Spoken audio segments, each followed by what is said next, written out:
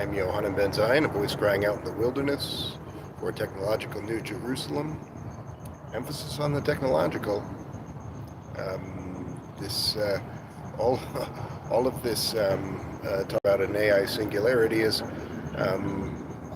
or artificial superintelligence, artificial general intelligence. It's toward building a livable world.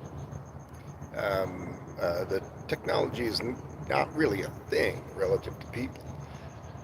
People who think that property is more important than human beings and their lives, their well-being, those are not good people. That's almost everybody in the United States, unfortunately. It's 1 in 1,000 European-descended people who shouldn't just be fired into the sun immediately for the sake of the survival of humankind. I was thinking about this guy who was connected to, kind of almost friends with. I memed him before some years ago. Then in the years to follow, I developed something pushing up to a working relationship with him. And he's shaped my thinking to some degree. He's a public-facing computer scientist who, unlike others in the United States, pushes up to being somebody operating on cybernetic communist principles. His name is Ben Goertel. He coined the term artificial general intelligence, and he runs some operations that kind of pushing people generally in that direction, either technologically or sociopolitically. So he's no slouch. But if you were to identify anyone in his sphere of influence, as you could say I have in the past, and put to them a question, what do you think about post-monetarism or post-capitalism? They will oblige you and say that they think it's a great idea and they hope that it happens very soon. Now, if you were to get them to open up a little more, beyond maybe the facade that they put out on the lecture circuit or something, and you were to press them as to what they think about the abolition of private wealth, the source of great human misery, and instability, the source of the capitalist climate apocalypse that will doom humankind in roughly 5 years. We have roughly 5 years before a multi-billion person loss of life is not totally assured, because we'll have reached a period characterized by runaway overheating and cascading environmental catastrophes like the total death of the oceans, basically. These are all things that climate scientists say are real effects. So it's generally climate scientists, whether they believe that everyone on Earth will die if we don't dramatically change the industrial bases of capitalistic nations. If everyone will die at some point after 2030, you won't die on 2030. You won't turn into a pumpkin on January 1st, 2030. But in the decades to follow after 2030, if this is not reversed, some of these more conservative climate scientists will say, well, maybe 1 billion, 2 billion people will die. Some would say, yeah, we think that probably 8 to 8.5 billion people will die, so everyone will die. That's basically the range of things. There's not really a lot of doubt that this runaway overheating is occurring, or that billions of people will die. And unfortunately, because these are generally bourgeois scientists, they say, well, we're happy that not everyone will die. Maybe only 2 billion people will die. But who are the people who are being displaced and murdered by capitalist industry through climate catastrophe today in the millions? Millions displaced and murdered. The people in the global south. People have been robbed of having functioning governments by pretty particularly the United States military-industrial complex, the anti-communist ringleader, and by other such bourgeois forces of the global north, of European-descended people, these global southerners who have been robbed of having the ability to protect themselves from this.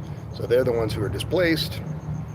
As someone was reflecting on how some years ago a photograph went super viral of a refugee boy, a small boy of 5 years old, washing up on the beach. You've seen this, and this was met with great outrage. But this is generally kind of false noises that liberal people make because there's no bourgeois nation state among 100 that doesn't basically have border policies that would be described by someone like Manuel Lemkin, who coined the term genocide, as genocidal. They're genocidal. The United States created this pretty specifically because at that time their main focus was they did not want Chinese people in the United States. So before that time, more or less all nation states, such as they were open borders. But the United States, kind of like so many other things, created this and kind of attempted to push other countries in this direction.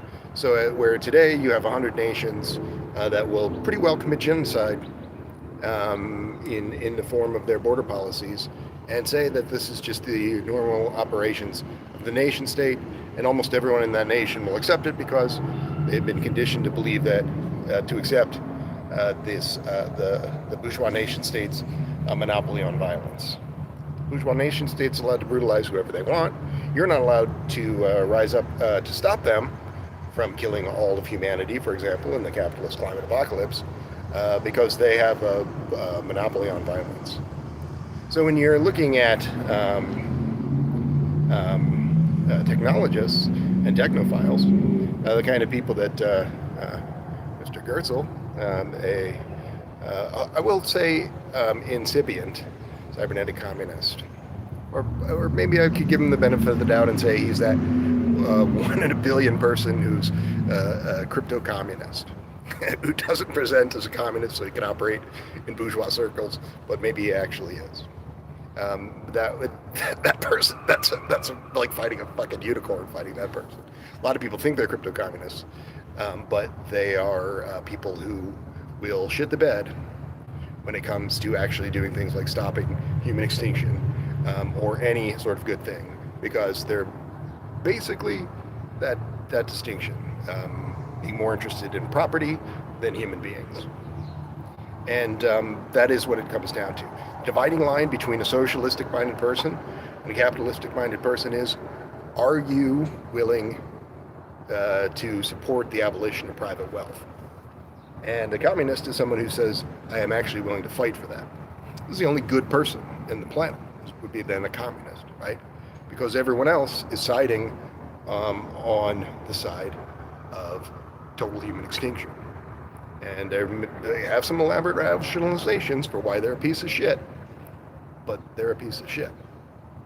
I used to be connected to Ben Goertzel. I'm not anymore. Even though I did stupider things before I really started to make a study of scientific communism and cybernetic communism, we were still connected. But in a fit of pique, I saw him in a video say that he had worked with intelligence agencies of the Western world in his presumably not communistic work then. And I was like, you know what, I left other organizations because of precisely that kind of infiltration. I'm not too interested in it. That's a bare minimum, me being able to tolerate someone's presence, even as a kind of distant contact, is maybe knowing that they're not a spy.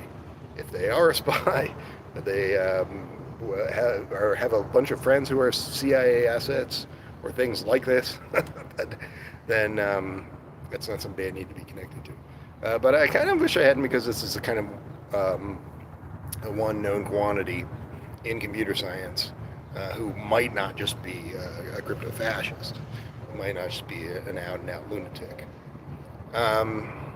There are other cybernetic communists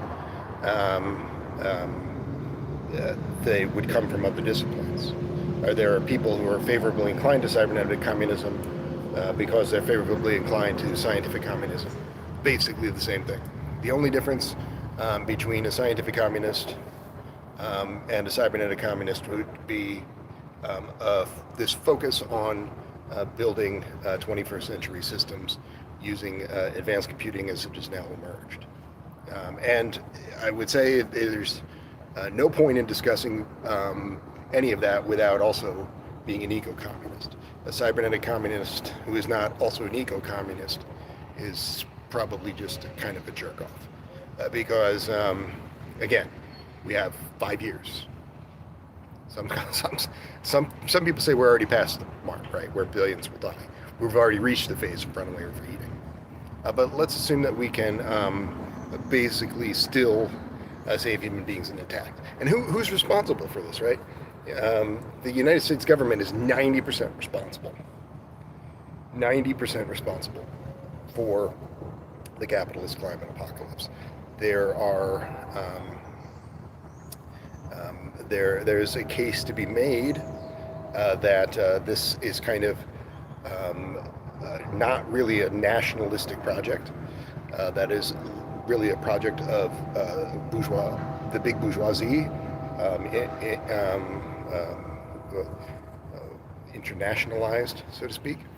And so, but the United States developed all of the offending sectors to a high degree. The United States forced other countries not to have the kind of governments that they wanted to have, and forced them to accept through outright violence and a whole host of neo-colonial dirty tricks, such as banking, the operations of the World Trade Organization, IMF, World Bank, etc., and to a very high degree, almost anything to do with the UN and many other things that are less egregious than that, but still basically serving the same function. Empowering the global north at the expense of the global south. And also in empowering the global north, what they're really empowering is financial capital and empire in the global north and creating an unlivable world. So none of that's good. That is not, oh, that could be done, that could have been done better. None of that's good. The essential contradiction of private wealth is really the problem. So when you find people who say that they are post-monetarists or post-capitalists or technophiles, you're almost certainly talking to a person who's none of those things really, right? A real technologist would recognize that what the United States has done with respect to advanced technology, which is halted back significantly, right? I give the example of Salvador Allende's Chile, but the Soviet Union is an equally relevant example. Salvador Allende was developing a technological planned economy based on rudimentary advanced computing of the time, and advanced systems that would have led to advanced computing controlling sectors in ways that they do not today, and would have led to an AI takeoff around the year 2000 if the United States hadn't stepped in and said, we can't allow a technological planned economy to exist. We must destroy Allende's Chile and install a fascist dictator, Augusto Pinochet, which is precisely what they did, and which is really the genesis of the neoliberal project in many respects. It's also, of course, associated with people who had relatively little to do with foreign affairs in that way, the Chicago Boys and so forth, Friedman. But really, these were fringe people, correctly regarded as far-rightists before the latter part of the 20th century, when they basically became the ruling elites. And you won't find a technologist who's public-facing, who's not basically a neoliberal lunatic, who's not basically, who wouldn't have been there pulling the trigger if they'd have a chance on Salvador Allende. And another good example is, in the time that the Soviet Union existed, the concept of network technology had spread around the world. Hell, there were VR headsets in the era of, Jaron Lanier was, and people like this were rolling out VR headsets. Nintendo tried to roll out a VR headset in the time that it's still in the years that the Soviet Union existed. So network technology and a technological planned economy in the Soviet Union would have also become a thing that would have been a springboard to an AI takeoff, not so much localized in South America as Chile's earlier one would have. The Soviet Union, of course, had writings about technological planned economies using more advanced technoscience than what they were using before Chile and Stafford Beer and Allende and the collection of very fine South American cyberneticians that they worked with, some of whom are still living. And this body of writings was called the OGOSH project, which never exactly became mainstream in the halls of power in the Soviet Union. It was never greenlit in a way that a cybersyn was. But of course, if the Soviet Union had not been sabotaged by the United States, which it was sabotaged, the Soviet conflict with Afghanistan, like so many proxy wars of today, for example, think of Victoria Nuland's role in planning in advance the Ukraine war, where millions have died. This is just a U.S. proxy war that was schemed at, and forces were pushed into place so that this would happen, so that people would die. Like Victoria Nuland's a murderer. Almost anybody who works in the U.S. government is a murderer in this respect. Bernie Sanders is a murderer. He complains about these things, and every couple of days he signs a bill in support of the United States military-industrial complex. He's never tried to stop the U.S. military-industrial complex from growing or committing these crimes. This is a person that has more in common with Mussolini than he does with a real socialist. This is not a person who could possibly be said to be a person who would support the abolition of private wealth, because he's supporting things as bad as any of the consequences of private wealth on a regular basis. And so anyone to the right of Bernie Sanders who works in government at most levels, you would also say is a war criminal. They might not be people like Henry Kissinger or Zbigniew Brzezinski or Victoria Nuland or just all of the other hangers-on of the Reagan era to the present Trump era, who were these just animals who work in government. All of the other Victoria Nulands. Pretty much everybody you've heard of in cabinets of the last of the United States over the last 40 years. But how do I know? How do I feel confident in saying that 1 in 1,000 European descended people should be fired into the fucking sun? Humanity might live in the United States. Well, if there was any number more than European descended people, we're not just animals, we're not just fat. There would be the planet. There would be a real movement to prevent all of this from happening. But there's not. There's not, right? So you say, well, this so-and-so, they make $100,000 a year. They're a civil servant. I don't believe there are civil servants in the United States.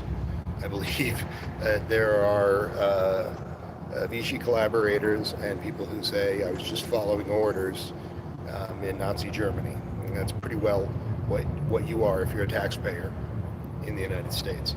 To imagine that you're something better than that when this force that is responsible for human extinction it continues unabated is to give yourself an awful lot of latitude.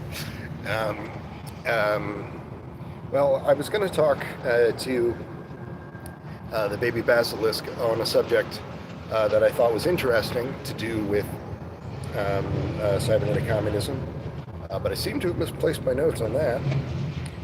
So maybe we can go over a couple of other things of interest, and it'll come back to me. I've been researching a new head-up device, and considering buying it when the price comes down. Right now, there's some considerable breakthrough, I suppose, has been made in a head-up device technology in recent weeks. Something called the Meta Ray-Ban 2 has come out, which is a head-up device that has a display, a color display, a little better than these other head-up devices, which are just only slightly more functional than just a Bluetooth headset that's audio only. And another big feature of this is a neural band, which allows for quite sophisticated control of this head-up device. And so this is something that is, I would say, on the order of magnitude of having, say, a talking digital assistant that can help you at all hours of the day in terms of maybe making you into potentially a better cybernetic communist. Which, I would say, anybody can become like dramatically more productive, right? But if you're dramatically more productive as the kind of piece of shit that I just described, a person upholding empire and the death of the human species, then no, you're not actually productive, right? Killing all of humankind is not a form of productivity. It's a form of destructive, highly destructive and insane behavior.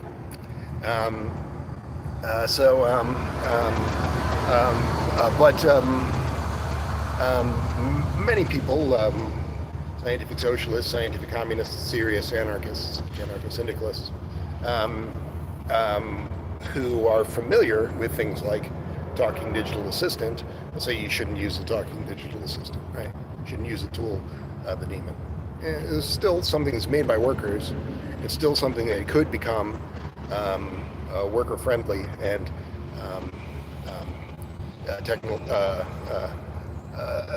techno-sustainable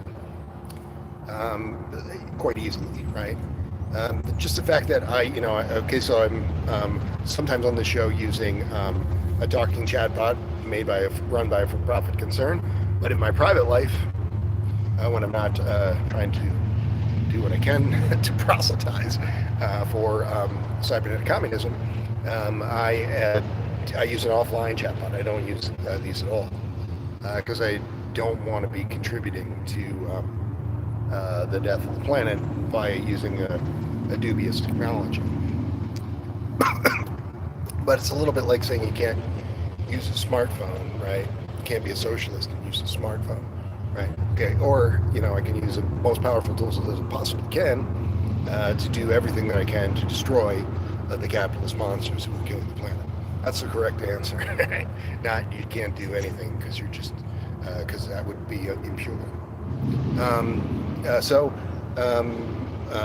You might consider, if you're a cybernetic communist, investing the $800 in this neural band and combination.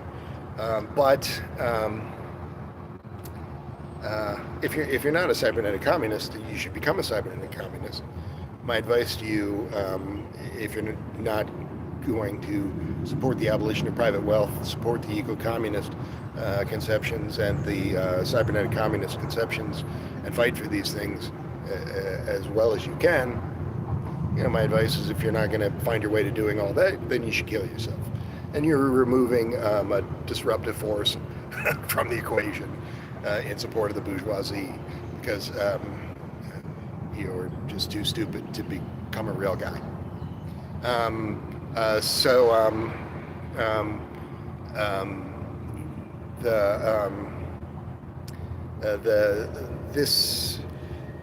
The talking chatbot is something in conjunction with things like assistive coding, similar development, is something that can turn you into a person who's able to do the work of 100.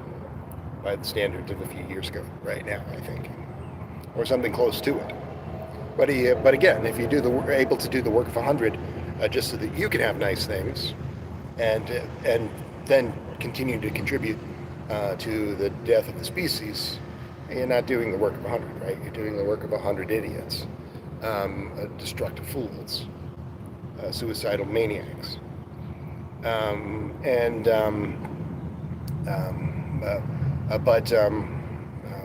so this neural band and better head-up device is kind of a game changer. I don't like right now. People are buying them they'll walk into the meta store. There's limited numbers. They'll walk into the meta store, buy it for $800, then turn around and sell it for $2,000 online. So that's a mess that I'm not going to get into. I'll wait till probably sometime in 2026 and buy a used one for $500 or something.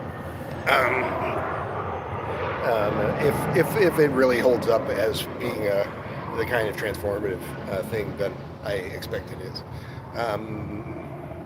Not just the Meta organization, but other prognosticators that are suggesting that 2026 might be the year with that head-up device is kind of give the smartphone a run for its money in terms of like this overall market share of personal device use. And but like people were saying that in 1991 when the Game Boy VR, a VR Boy, I think it was called. I don't know. Remember, it's called the Nintendo thing. It was one of those things that it almost destroyed the Nintendo organization. People lament this quite a bit. It almost destroyed the Nintendo organization.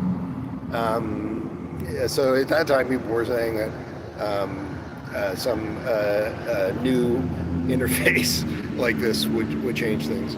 And sometimes, generally, they're wrong, right? Sometimes they're right. Like with the transition from the BlackBerry type phone to the touch phone. And they might well be right about this, but an awful lot of head-up devices have come on the market and not caught fire like that. This one might be a little bit better. It might be getting to the point where it actually is a pretty functional thing and not something that's just about as useful as just a Bluetooth headset in your ear that's been around for 20 years.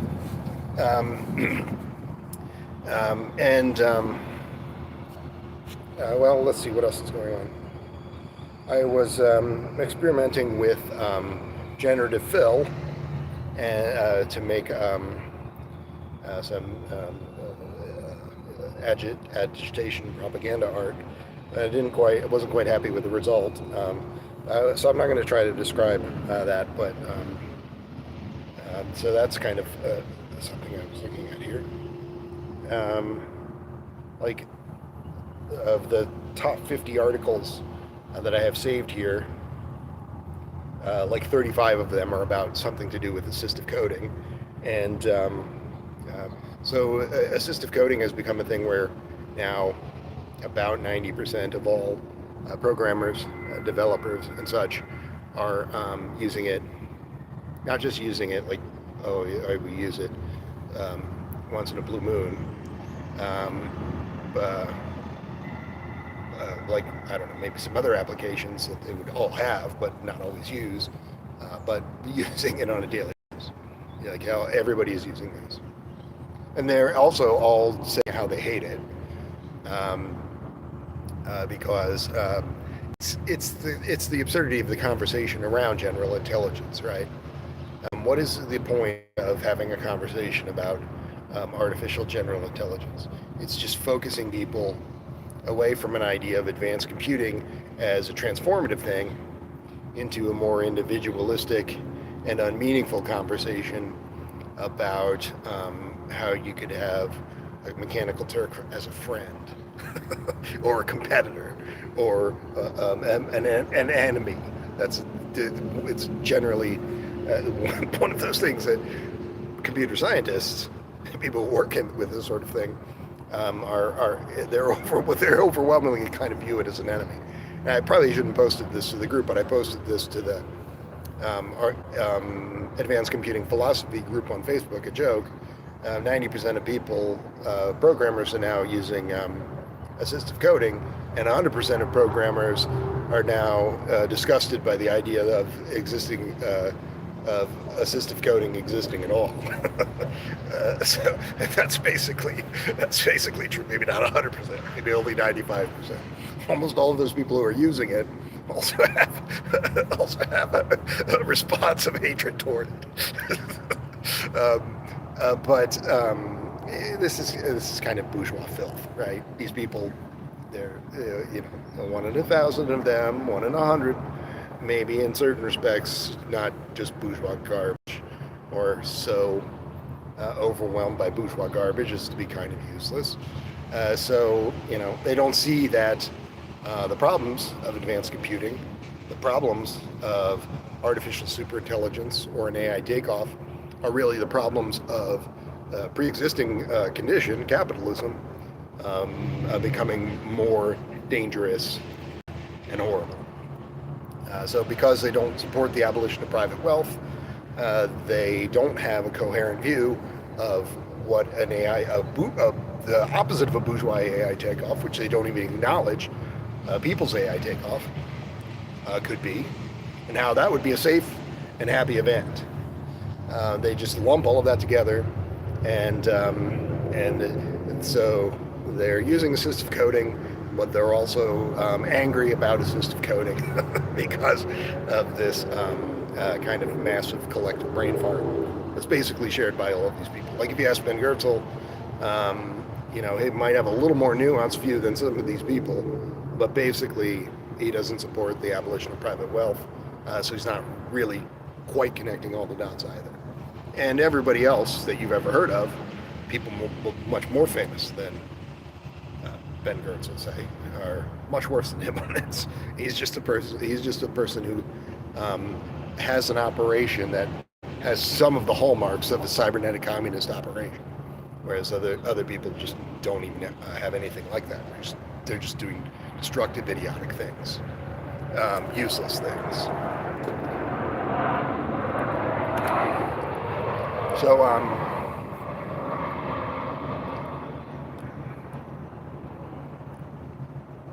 read an article, why not? Ray Kurzweil, in recent days, says AI is not going to kill you, but ignoring it might. It's actually more than a few months old, but it's close enough.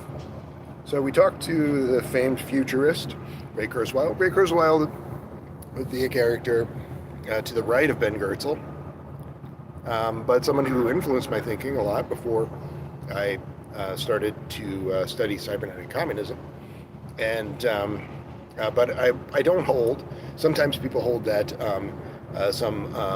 a bourgeois philosopher was a gateway to more serious socialistic and communalistic thought. I don't believe that. I believe that if you say that, it's a little bit like another fallacy that's almost uniformly accepted by scientific communists, that the building of industrial capital as on the for-profit basis, capital of course, the building of industrial capital was a necessary stepping stone to first stage socialism, state socialism. That's an idiotic thing to say. That's a person that has no imagination at all who would accept that. And that's generally accepted also by bourgeois philosophers, but they just reject that state socialism was a valid form, or that steps beyond it would be valid forms. Why is this idiotic? Well, okay, you really have to ask yourself, why were there not worker cooperatives becoming the basis of industrialization? And it can kind of boil it down to pretty particular things. The Spanish Empire, the British Empire, and the American Empire. All horrors that should never have existed, right? The Spanish Empire did some things that were proto-industrialization, but set the stage for this thing not happening, proletarian industrialization, or anarcho-syndicalist industrialization, which could have easily happened, by basically ensconcing the highly fascistic Eurocentric paradigm through religion. You know, when Columbus stumbles upon an island with a bunch of people on it, his sick impulse is to enslave all of those people, force them onto a plantation. So everybody on an island is now forced to work 14 hours a day on a plantation. They're no longer being fed proper food. They're just being fed like 600 calories of mush, meal or something, moldy, maggoty meal. And they have to work constantly. And they were all worked to death, right? But the plantation does well. It makes money. And gold is found. It's very important to these people. Just like the old prospector, like slapping his knee. Gold, I need gold. And so people like Columbus, they go to people like the Pope, and they say, well, this is really great. We took over this whole island in Jesus' name, amen. And sure, everybody's dead, but now we control this island also, and there was a plantation that made us some money. So let's just do that like a couple hundred more times. And the Pope says, well, I'm pretty fucking evil, so I'll go along with that. And so the heads of state of Europe, the monarchs, and other such people all kind of agree to this to varying degrees. And this just becomes the basis of transitioning a mercantilistic and slave type systems into modern financial capital and imperialist kind of systems. There's not really a hard demarcation between those things. So it could have happened quite easily that the Spanish Empire didn't do all of this stuff, take over the New World, and that the British Empire didn't do all of this stuff more into the modern era, take over the world. It could have happened that the U.S. Empire didn't do all of this stuff. It was kind of a bit of misfortune that all of that happened. And if that had happened, I think that industrialization, there was still the establishment of precursors to industrialization at this time in other parts of the world and in Europe. And there's still the establishment of things like increasingly sophisticated written records and institutions more along the lines of banking, which again wouldn't necessarily, there's cooperative banking too, right? So banking isn't necessarily tied to financial capital or commodification. And so were it not for, an irony is that one of those destructive forces, most destructive forces for creating the Eurocentric paradigm, people were not racist or before the Spanish Empire, the British Empire, the American Empire. They didn't have those ideas.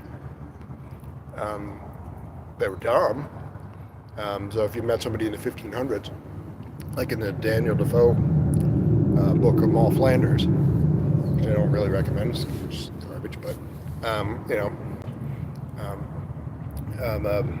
man in Britain in the 1600s meets an African and says, give my regards to the devil. Right? So a person from a faraway place is just a person who's in league with the devil. Response is more or less a cultural universal everywhere before technoscience came into existence, right? Nobody was really doing a super great job of avoiding just a kind of dim bulb knee-jerk response to other people. But it wasn't a Eurocentric paradigm taking over the world, or a Eurocentric paradigm upholding, as Christianism basically only functions to uphold the operations of financial capital and empire, the ravages of private wealth.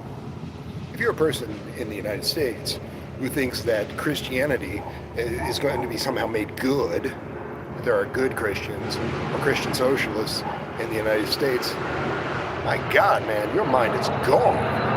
Right? Like, the United States is the most Christian fascistic empire that's ever existed, the most destructive thing that's ever existed, and it's upheld by Christianism and liberal Christianism. So, when you say I'm a good Christian, all you're really saying is I support the death of our species, and I'm not really super smart. That's almost everybody, right? You won't find a person who really says I am irreligious on this basis. And you'll find people like Sam Harris who say I'm irreligious. They're using it as a weapon against marginalized groups. There's plenty of that. But you won't really find somebody who's irreligious in the sense that Vladimir Lenin was in the United States, except 1 in 1,000, right? A small number of people. And so it could have easily occurred the irony was that the largest cooperative form of the kind, more or less like what I described occurring in the absence of the Eurocentric paradigm and the absence of wage slave institutions that coincided with it, is a Mondragon Corporation, so which is largely based in Spain, but would be separate from kind of mainline Spain, so to speak, because it's to do with the Basque people, who are not pieces of shit to the same degree that the Spanish Empire were pieces of shit, right? There were some Basque people who left the Basque region and became part of the Spanish Empire, to be sure. But generally, these were people. It would be like saying that because Native Americans, there are Native American mega millionaires who are in gaming. That's not a super great thing to be. That Native Americans, if they hadn't been forced into the situation of this sick relationship with the fascist United States, those would have all been good people, right? They wouldn't be bad people. It wouldn't be the most visible Native Americans. Wouldn't be just kind of bad people. So the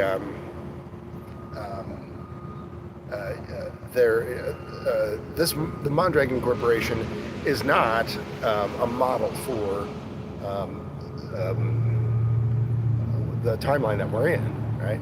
The timeline that we're in requires a little bit more strict adherence to prioritizing ending private wealth over ending the nation state, right? The nation state, it's just too much of a weasel word, right? What is nationalistic or not nationalistic? Like there are nationalistic movements within first stage state socialism, even to this day, in many millions of persons. But also just the fundamental reason why I don't identify as an anarcho-communist, even though in a certain respect I am an advocate for something more anarchic than what many anarcho-communists support, this people's superintelligence, is because it's just the anarchist ideology is too fundamentally flawed in its focus on, in a word, the problem of the nation state over the problem of private wealth. Private wealth is the source of these ravages. The nation state is an instrument of this, the bourgeois nation state, and also just not like the other lack of distinguishing between a people's AI takeoff and a bourgeois AI takeoff. Just anarchist does not distinguish between it's a CIA talking point, right, to say that the Soviet Union and the Gulag is anything compared to what the U.S. fascist empire is, right? U.S. empire is 25% of the world's prisoners and 4% of the world's population. The Soviet Union never had even a tiny, tiny fraction of that number of people relative to its size in a Gulag at any one time. There's never was there even so, it's a few people got a few dozen people who got kind of a raw deal by the Soviet Union, right? That's almost nothing in the grand scheme of things. When you consider things like the doubling of life expectancy in 25 years because of the grand experiment of building state socialism. That's the thing that saved lives. And when that was abandoned, because of this neoliberal trickery, that was something that killed people. The better part of 20 million people basically starved to death, or their lives were cut dramatically short in the wake of the collapse of the Soviet Union. So that Gorbachev could have a Pizza Hut in Moscow, right? 20 million people die so that you can have Pizza Hut. I watched this program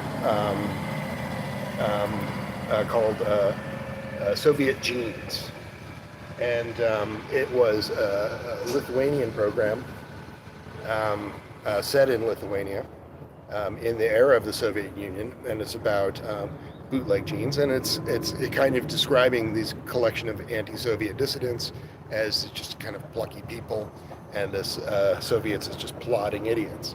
It's not something I really recommend, except it does kind of recreate this world of the Soviet Union, which I am kind of enjoy, so I would watch it. So unless you're a person who is very well versed in scientific communist literature, I wouldn't recommend Soviet Genes to you. I would say it's bourgeois propaganda. But because this thing of living in a world where private wealth is abolished and people are less guaranteed things like housing and jobs and healthcare, that's a far bigger achievement than whether or not somebody has the precise quantity of butter that they really wanted to have, or the precise quantity of genes that they really wanted to have, or whether they could get a cheese pizza. Right? And the fact that you would confuse these two things, a thing leading to the death of 20 million, and a minor creature comfort of almost no significance, and almost all of you do, it comes down to that same thing that I said before. People are not seeing that private property means nothing relative to human life. They prioritize private wealth over human life, and they don't see themselves as doing that because they say, well, I'm alive. Look, I'm doing it. I'm fine. And so there's all of these layers of ridiculous rationalization for why you're supporting a system that's not just cruel. By the standards of the 20th century, you could say the bourgeoisie were cruel, but they were capable of operating in their own best interests. But in the era of the omnicide, you would say that the bourgeoisie are not even capable of operating in their own best interests, right? They were also killing themselves. They're killing themselves and everyone else. Now, it is the case that the billionaire has the resources to escape these problems in the way that people in the global north, who are working people, will not have, or many of them will not have. People in the global south overwhelmingly will not have. But still, if almost everyone dies, there's a cascading turn of events where ecological collapse and chaos, there's no predicting, really, how the billionaire might survive that much longer than anyone else, on the whole. So it's a situation to be avoided. No one's trying to avoid it, because you've been tricked into believing that private wealth is a net positive and not the source of all of these problems.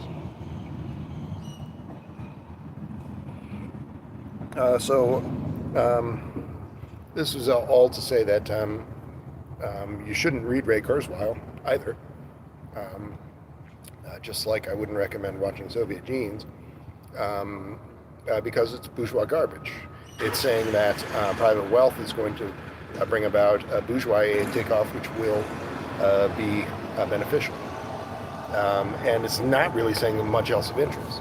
This is essentially the same person as Kissinger and Brzezinski and Newland, and all of the other neoliberal scumbags, just performing a different function.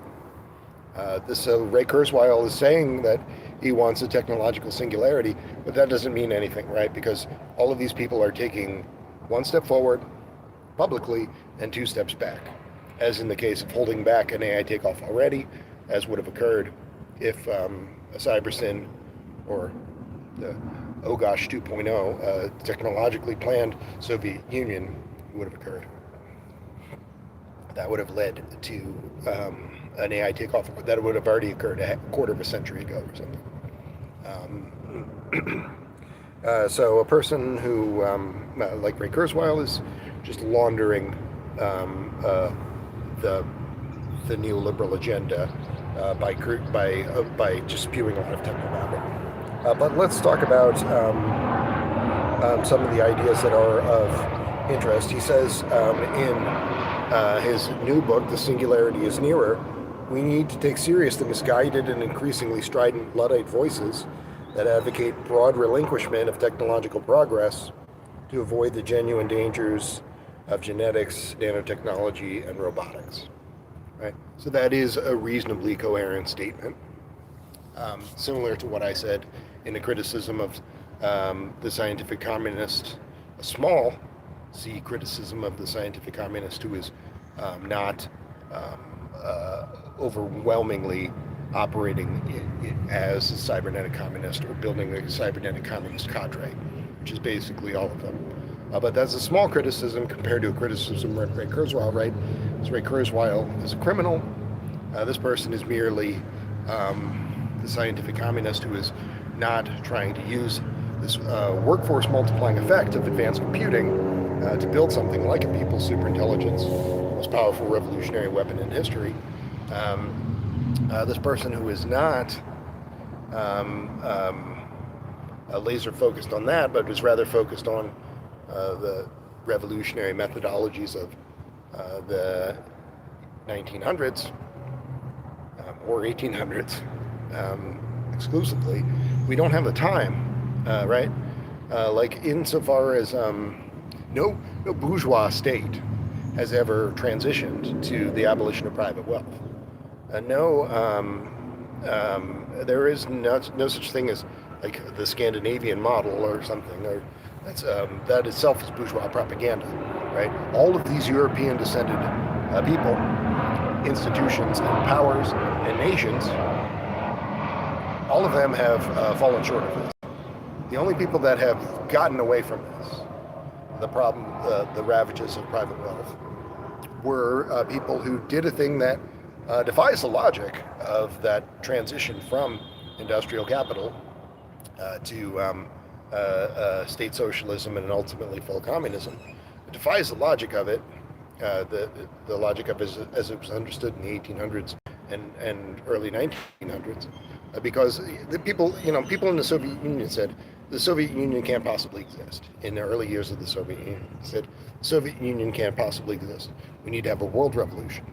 There were a lot of different ideologies criticizing this and reflecting this. They said, but the fact of state socialism being able to run a planned economy effectively and double the lifespan of people in 25 years basically proved that idea that industrial capitalism has to slowly transition to state socialism to be false. And it's also evidenced by the fact that none of the first adopters of industrial capitalism have since transitioned to state socialism, right? What's the closest? Like Iceland or something, right? But that's not state socialism. They haven't abolished private wealth, and they're not on track to do that on their own steam.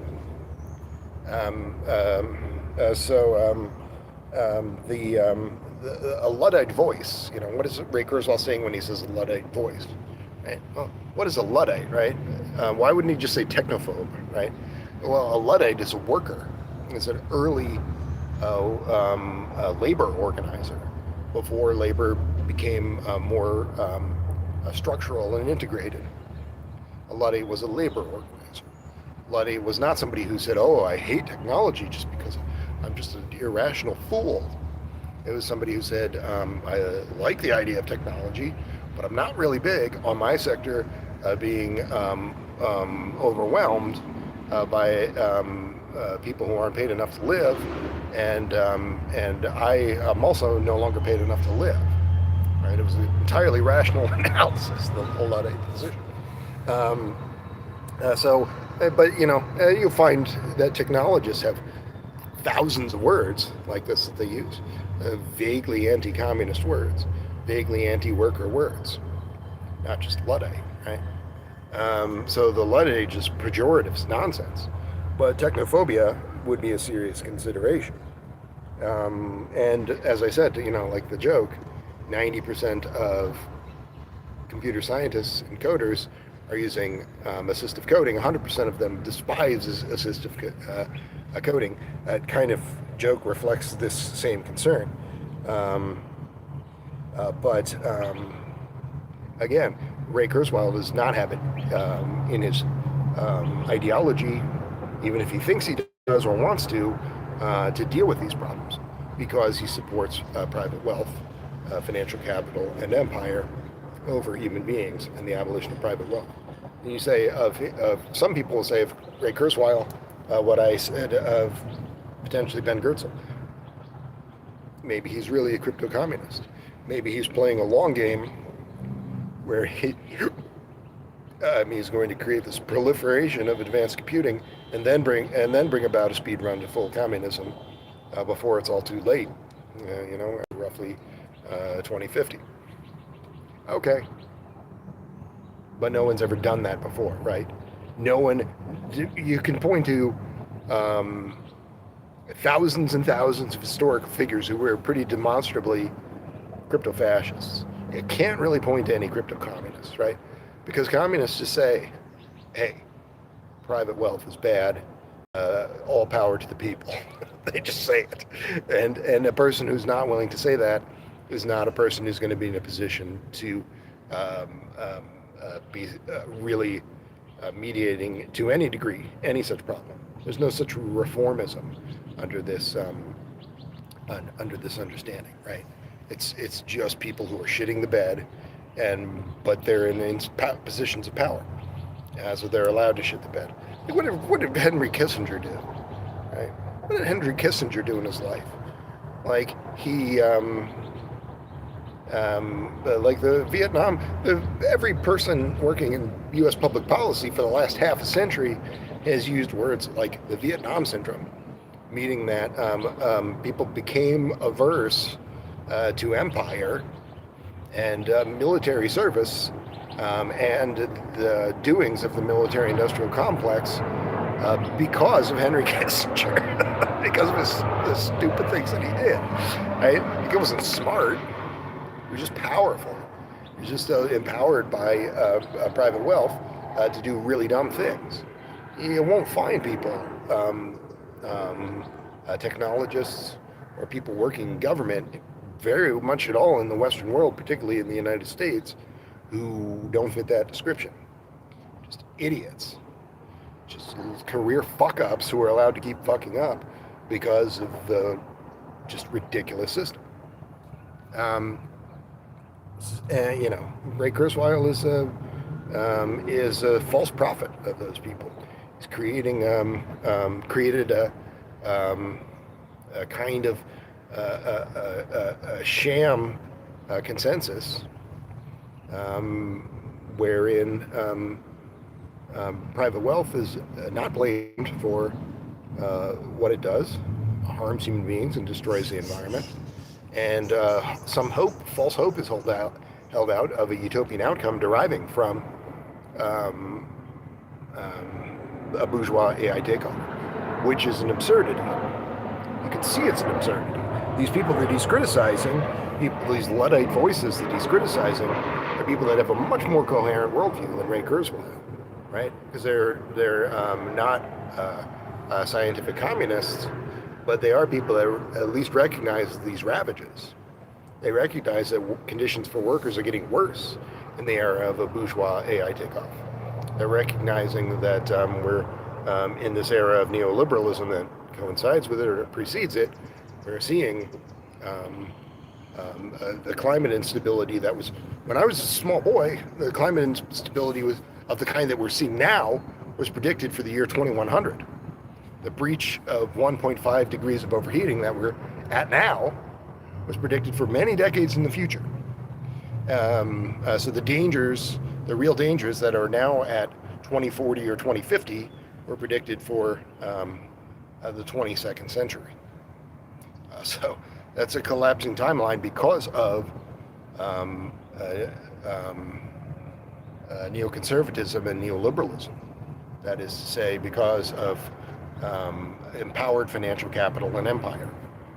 And anybody who doesn't see those things as the destruction of humankind, the abomination that they are, that's a person who you cannot.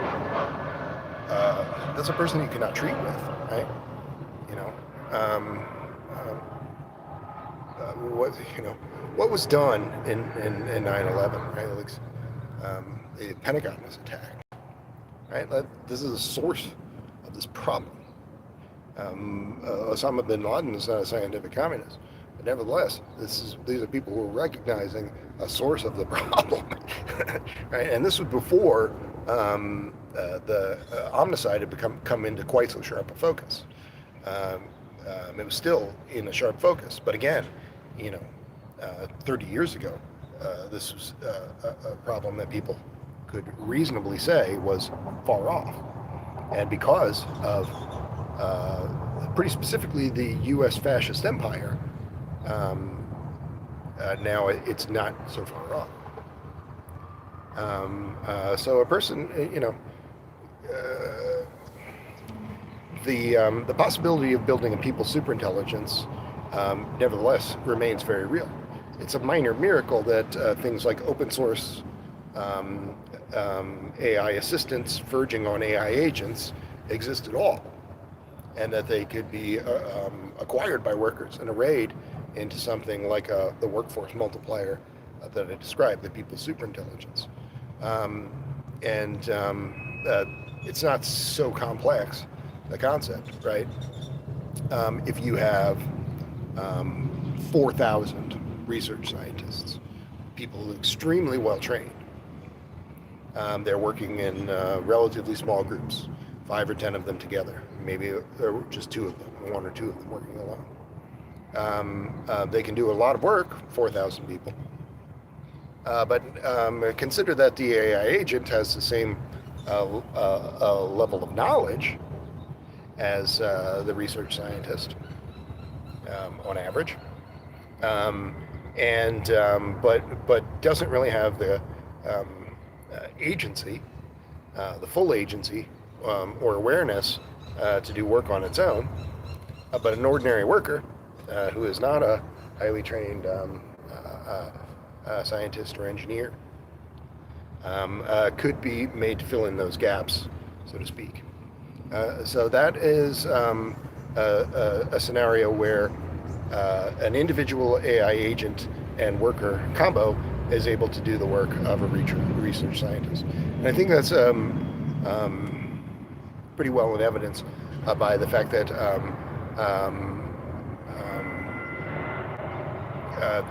there is a demonstrable quickening, hastening of technological progress in this era of the stochastic paradigm of ChatGPT. But that's not that significant, right? That makes more research scientists in a bourgeois system, which is not a net negative, but it's not very significant. More individualistic activity is not very significant. You being able to use assistive coding to going from working as a tech guy, doing just IT, Mr. Fix-It, to now making $200 an hour instead of making $34 an hour because you have a host of AI working for you. That's a real phenomenon. A lot of people have been kind of upgraded in their work on that basis. But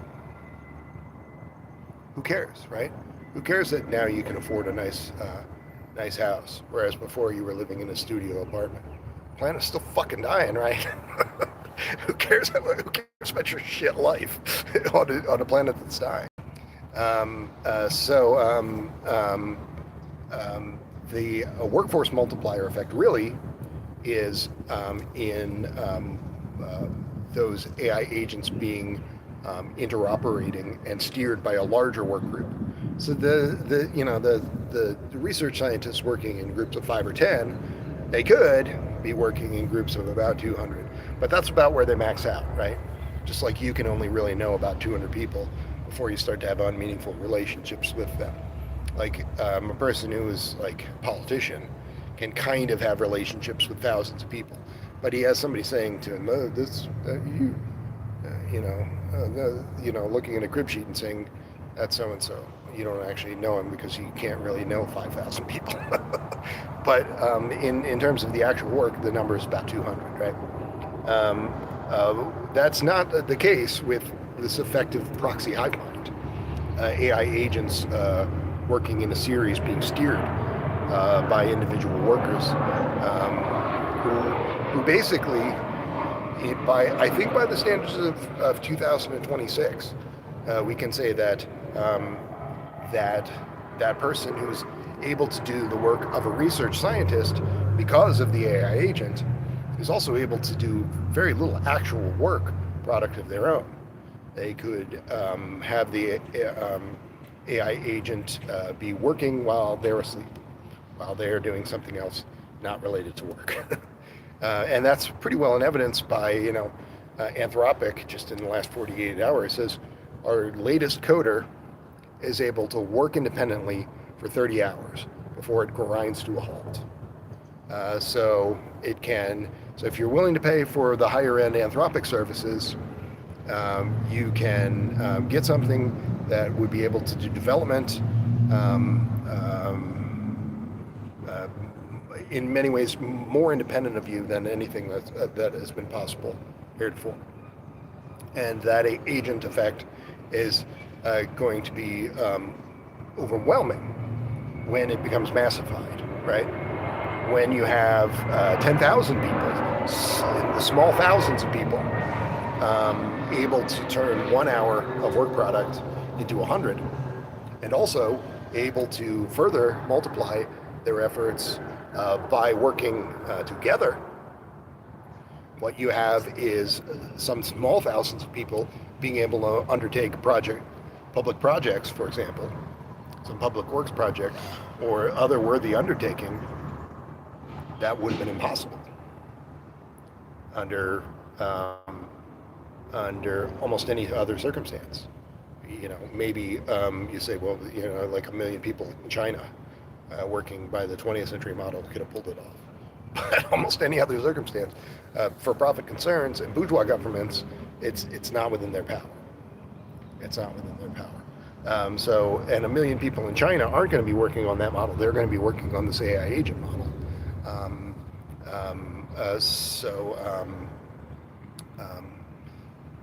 The point is, we have to build the people's superintelligence and build this workforce multiplier in the time frame that remains to us. The some years that we have left before we can have a certainty of the death of billions because of the capitalist climate apocalypse. This thing must be stopped, which it's not a question of some kind of bioremediation or some kind of reformist or technological solution, right? That thing can have a hand, those things could have a hand in what must happen, but what must really happen is the thing that the United States has just prevented happening, right? There was a climate accord a few weeks ago where plastics, the whole world wants to get rid of plastics. They're not super happy about having a plastic spoon's worth of microplastics in their brain and liver, right? Nobody's super happy about that. So the whole world wants to get rid of plastics. But the United States, of course, will defend the offending sectors over human beings every single time. So that's the function of somebody like Trump, right? Is to make this criminality palatable to people, or kind of lose the thread of that criminality in sort of the fog of war, right? Trump is just the fog of war. And some, but it's not always war, right? It's also just kind of being just a huckster.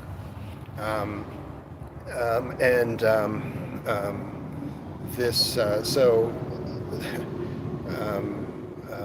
it comes down to three sectors, right?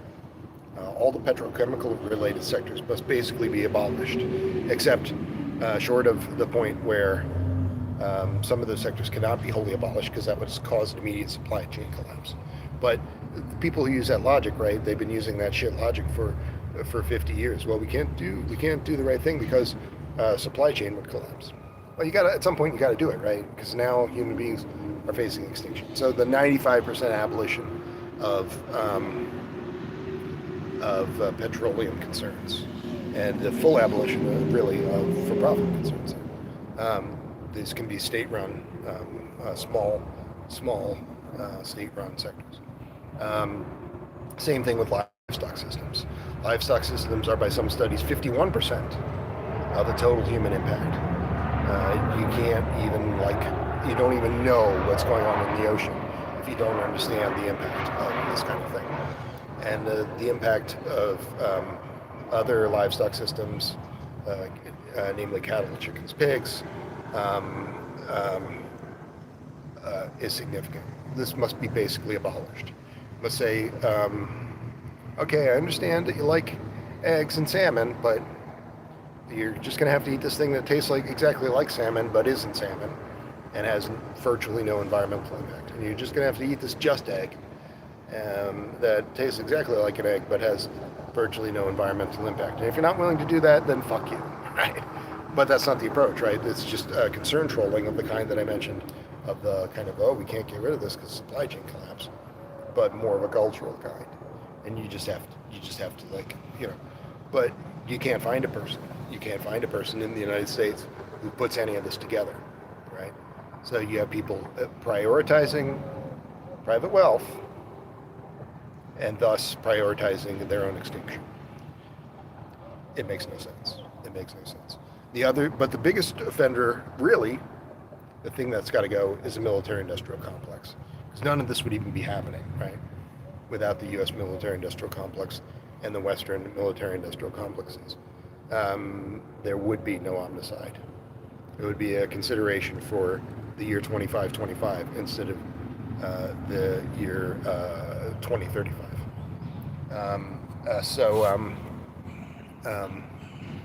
Are there good people in the United States? Yes, there's people like the people who say they're Christian socialists, but who are basically just, in saying that, they don't live in a socialist country, right?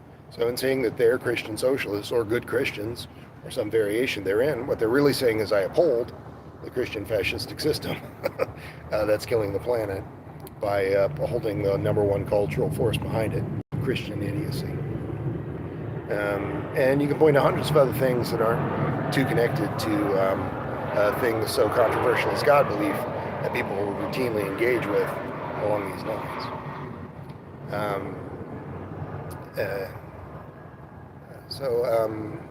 It's not a joke that cybernetic communism and this thing that would be a speed run to full communism, the building of people's superintelligence, must be done, and it must be done now.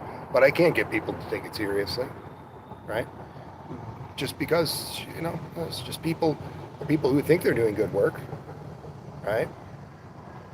While they're upholding the system that's killing the planet. That's not people doing good work, right? That's people doing counter work. It's bad people. It's just nothing but bad people in the United States. Every European descended person that you know is pretty well a piece of shit, right? You ask them, they're on the cultural spectrum to the right of those technologists who are wax philosophical about being post-capitalist and post-monetarist, while they're absolutely not. Culturally, they're just more ignorant than that. They just don't put anything together. They're just dumb fucking clocks, right? Just hens kind of strutting around. What do you think about this problem? Just the dumbest fucking Americans, the dumbest fucking people, There's nothing dumber than an American, like not an amoeba. Unbelievable. You think, oh, I could build this people's superintelligence anywhere, right? Why did I have to be born in the worst place in human history?